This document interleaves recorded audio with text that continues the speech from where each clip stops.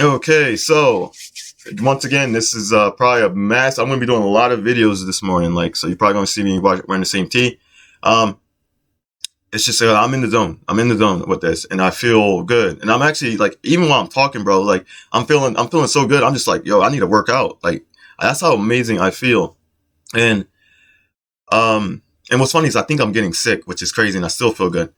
Um, but I want to talk about one of the big reasons why I think people don't find God, right?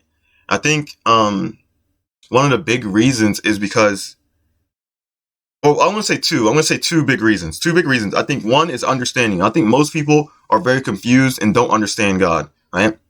And what I mean by that is you'll hear someone talking about God, and that guy's probably weird, right? Maybe even me, right? You're probably like, this guy's weird. Like, why would I even listen to this guy? Or maybe there's another person talking about God and he's saying something completely different.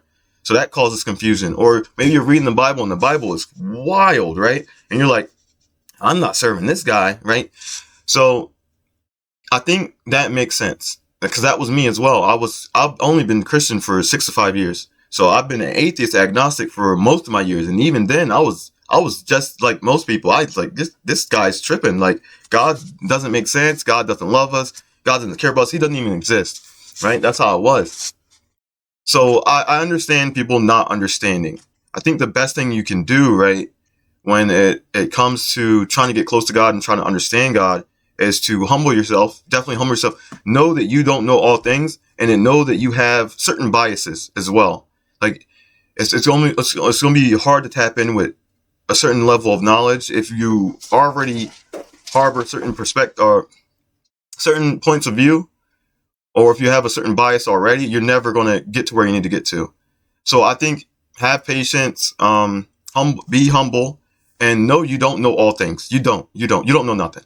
When God first spoke to me, it was probably the most humbling experience I ever had. And it's because when He spoke, I froze. I need to make my testimony video, but I froze in place, and I froze in place because it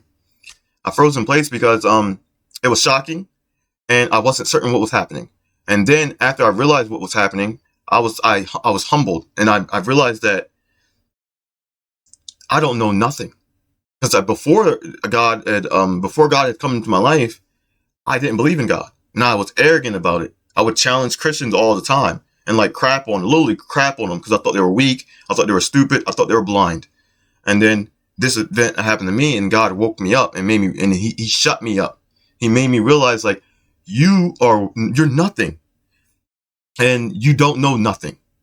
So yeah, I think establishing that and being humble and realizing you don't know and that this could be possible, whether you like it or not, this could be very possible, right? I think that's a good starting point. So that covers understand, right? The lack of understanding or whatever. And then I would say the second one, right, is effort, trying, right? I feel like people don't really understand what God means when He talks about not seeking and knocking and trying. You gotta remember, God knows everything.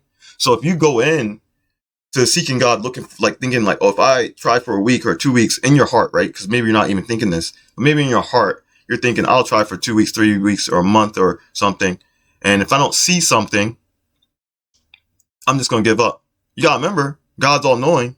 God knows that already. So you can do that for that month, 3 weeks, or whatever, deep down in your being, but God's not going to give you anything because He already knows what your plan is. So you already failed yourself.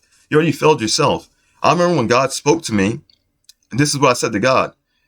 He said, I said, after He spoke to me, I said, I don't care if it takes me 30 years. I'll try. That's exactly what I said. And I said 30 years. I was 28 at the time. I said 30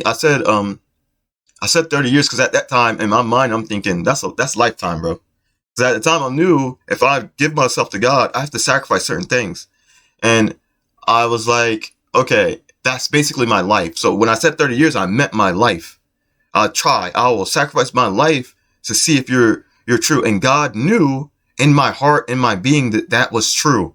So He's revealed things to me as my life continued on. Even though I was disobedient, I was not always perfect, right? But God could see the future. God knows the future. God knew I would make it to this point. So he obviously he let me keep going, and he revealed things. He strengthened me. He guided me along the way until I got to where I needed to get to have the level of faith that I needed to have. So yeah, trying is a continuous effort. You don't give up. Like, you can fall short. You can disobey God, and God knows you're going to stumble. He already knows, right? So pick yourself back up, ask for forgiveness, and keep on going, and strive every day to try to be the best child of God that you can be, right? So he already knows. But don't let God go. What I always tell atheists, right, when I talk to them is, and I know how hard it is to grasp this concept. I always tell them to leave that door cracked. I say, because like, I know that it's not about being perfect right away. It's not about some tradition. It's not about a culture. It's a relationship with God. So I always tell them, like, if you don't believe, right, or if you doubt, just please leave the door cracked.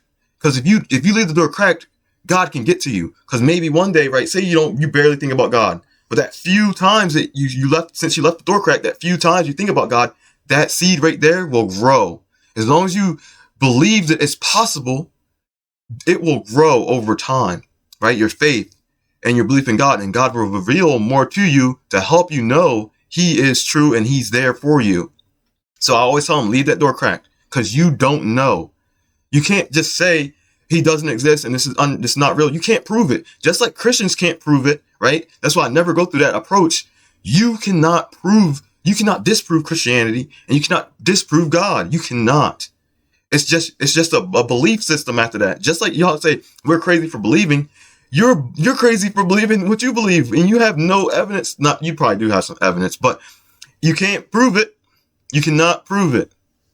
So don't knock us for not being able to prove it. So the best thing for anybody to do is try, right? Humble yourself, right? Because we all don't understand nothing. We barely understand anything. And then secondly, try. And it has to be a continuous thing. Even if it's a very small effort, it has to continue.